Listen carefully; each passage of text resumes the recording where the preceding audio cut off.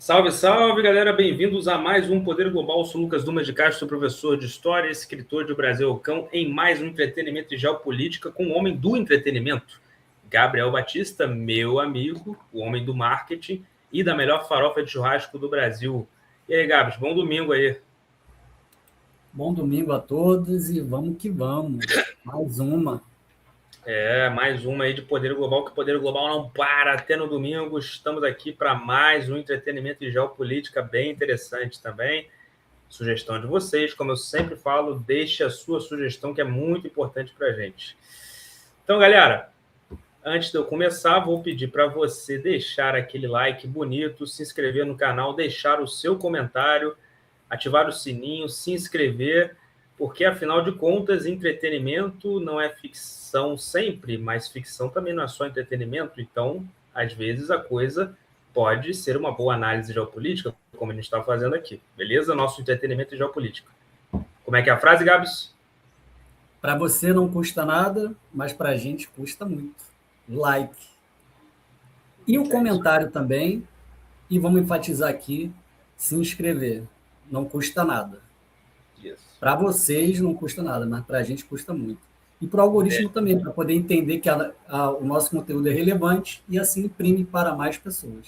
Isso. A gente está tendo crescimento de inscritos, mas vamos acelerar isso aí, vamos dar mais inscritos aí. Então, mais uma vez, galera, deixar seu like, ativar o sininho, se inscrever no canal, deixar o seu comentário e, mais uma vez, deixando o like, ativando o sininho, deixando o seu comentário, se inscrevendo no canal e fazendo, o seu comentário e dando sugestões para o próximo vídeo de Entretenimento Geopolítica. A gente sempre ouve vocês.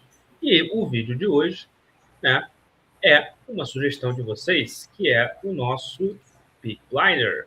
Vamos botar assim. Tem capa? Tem, vou botar aqui para a gente...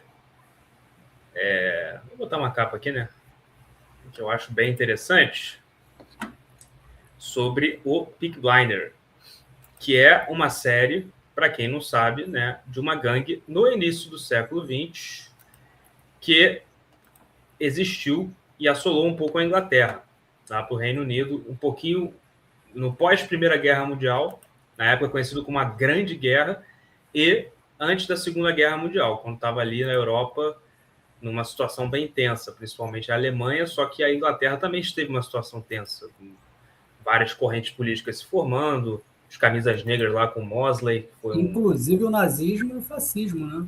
Isso. Várias facções políticas mesmo, se formando, e muitas pessoas... O fascismo ele foi se consolidando mais rápido que o nazismo. Isso. E muitos personagens surgindo nesse período. Olha só a capa, bem interessante, Crime ou poder? Peaky Blinders e a geopolítica. Quem controla a cidade, controla o futuro. Muito interessante. Poder global, análise, poder, narrativa e tudo mais. E aí ele separa algumas coisas. Dinheiro legal, que o Peaky Blinders fazia, A gente separou aqui. Está envolvido principalmente em apostas. Aliás, uma coisa moderna, Como aposta de cavalo. Como que isso é antigo na história, cara? Tipo, como é que a aposta sempre teve o jogo, sempre teve ligado ao crime, em muitas situações. Influência política, o Peaky Blinders tinha uma grande influência política, principalmente aqueles que se candidatavam. Na época... O verdadeiro Shelby, ele se tornou deputado, Isso. Um estado frágil, sim. A Inglaterra estava num período em que, sim, tinha vencido a guerra, porém teve gastos e prejuízo, e teve muito, como é que eu vou dizer? Muitos assaltos, muita coisa de guerra de gangues, como os Peaky Blinders e tudo mais. E a violência como poder. Os Peaky Blinders eram violentos, como toda gangue. Extremamente. Na história da geopolítica. Nesse período dos Peaky Blinders é que surge uma figura muito conhecida, que é o Churchill. O Churchill, ele é justamente uma pessoa que trabalha contra os mafiosos, e é aí que ele ganha projeção para se tornar primeiro-ministro. Mas nesse período é quando ele está combatendo os mafiosos.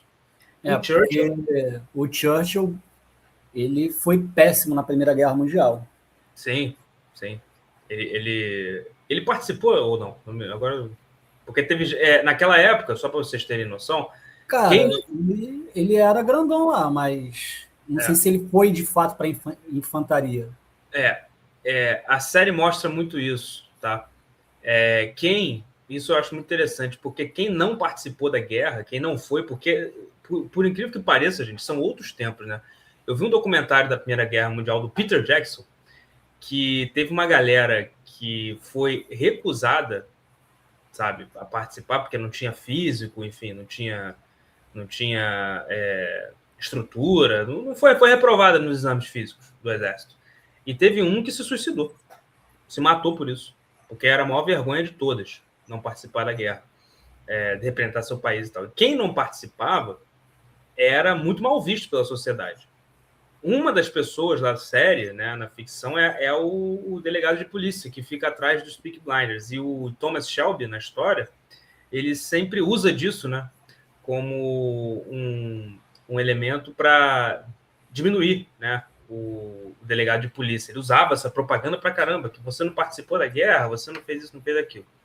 E assim, psicológico. Para mim, o Shelby é um personagem interessante, porque ele é um personagem. Aí eu acho interessante isso. Crime ou poder? Essa frase é interessante. Porque as duas coisas.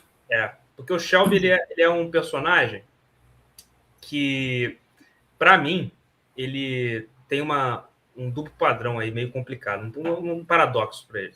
Porque ele se torna um criminoso depois da guerra, sabe? Ele se torna uma pessoa mais fria depois da guerra, mexe muito com ele, sabe, na série. E tudo aquilo que ele não tem controle, sabe, ele tem um problema sério. Então, por isso que ele é frio, ele é todo agressivo, ele é todo frio. Ele é um personagem frio que demonstra força. Porque ele sempre tenta ter um controle, sabe, de tudo. A guerra não dá esse controle para ele. Ele tem uma situação da guerra que traumatiza ele, que é quando ele está exatamente numa trincheira. Para quem não sabe, a Guerra das Trincheiras, né, que foi a Primeira Guerra Mundial, a vida na trincheira era muito difícil. O cara tinha que cavar túnel, ficava embaixo da terra, vinha aqueles gás de mostarda que eram complicadíssimos e tal. Então isso mexe muito com ele. E aí vem a pergunta, né? Ele faz a gangue já era forte, mas ele assume a liderança, né, dessa gangue, enfim. Que são os Peaky Blinders, estão envolvidos com tudo isso. Dinheiro ilegal, influência política, apostas e tudo mais. Já não é de hoje que o crime entra na política, né, no poder. E isso é uma coisa que vale para hoje em dia. A gente está vendo um problema de apostas muito sério, sabe? De influência política por parte de apostadores, ligados a crime e ligados ao jogo.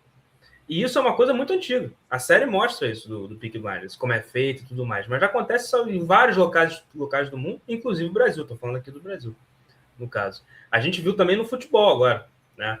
Aliás, eu sempre me pergunto como é que vai ser essa Copa do Mundo, porque isso é um outro fator também.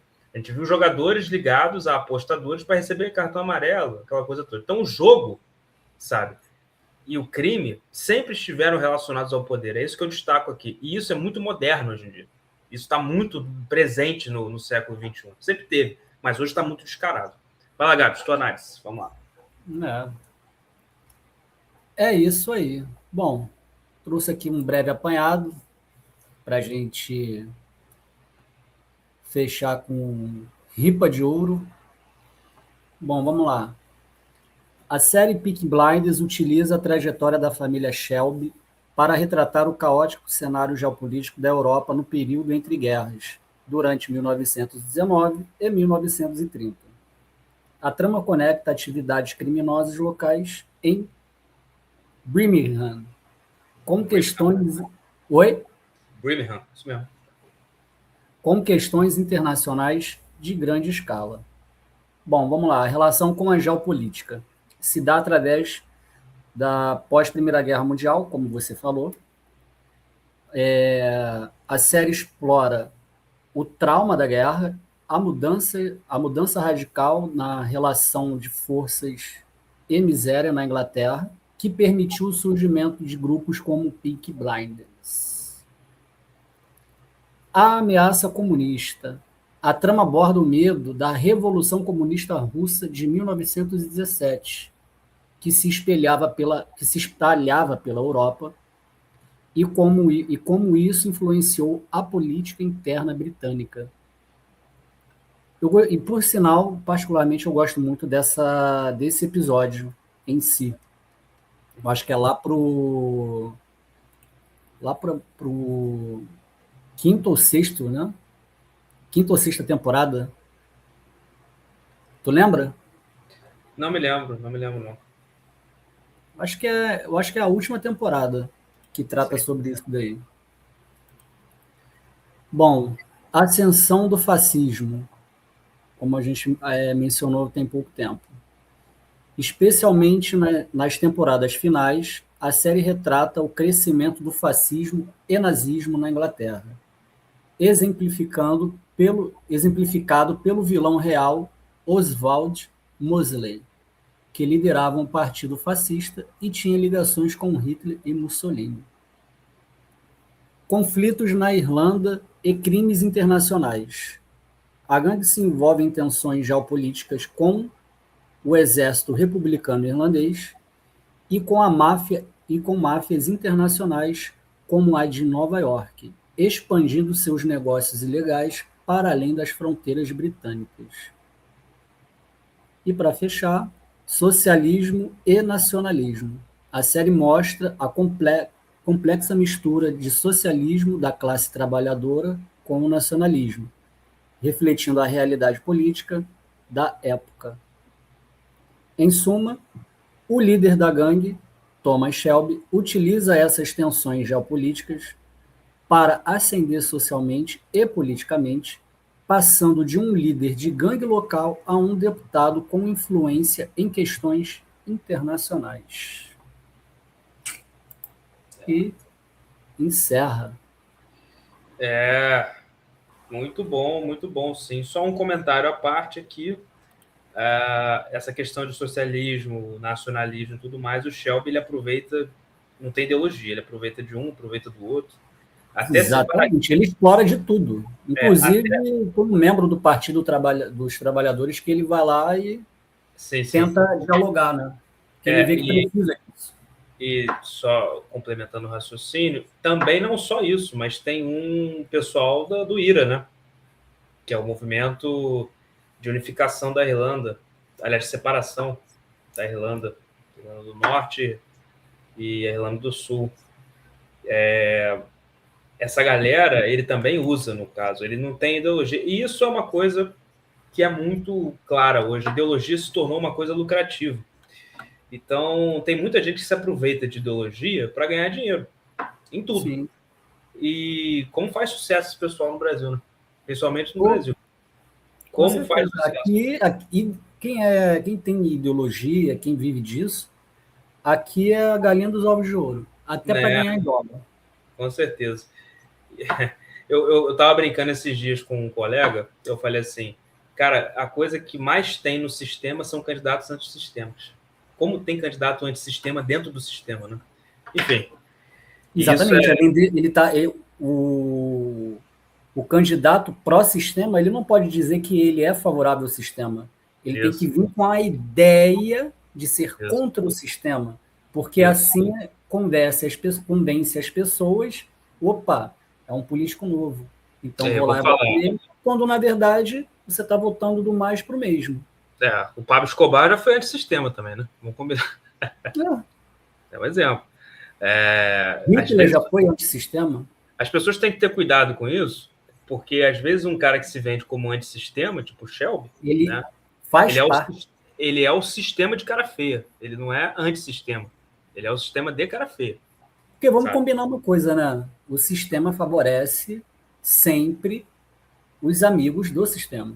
Isso. Então, quem está sendo favorecido, ele não vai dizer nunca que ele se beneficia do dinheiro público, do pagador de imposto. Isso. Senão, ele não vai ascender na vida pública. Então, a ideia não é essa. A ideia é vir com a proposta de ser contra o sistema. E ganhamos dinheiro. Infelizmente, isso está incutido não só no Brasil, mas no mundo todo. No mundo todo. Bom, é isso aí, galera. Vou pedir para, se você curtiu esse vídeo, deixe seu like, ative o sininho, se inscreva no canal, curta e compartilhe. Dê sugestões para o próximo vídeo. E é isso aí. Beleza? Falou, valeu, Gabs. Valeu, gente. Bom domingo a todos e boa semana. E até quinta. Isso. Valeu. Entretenimento não é só entretenimento. É poder, é narrativa, é controle. Poder global.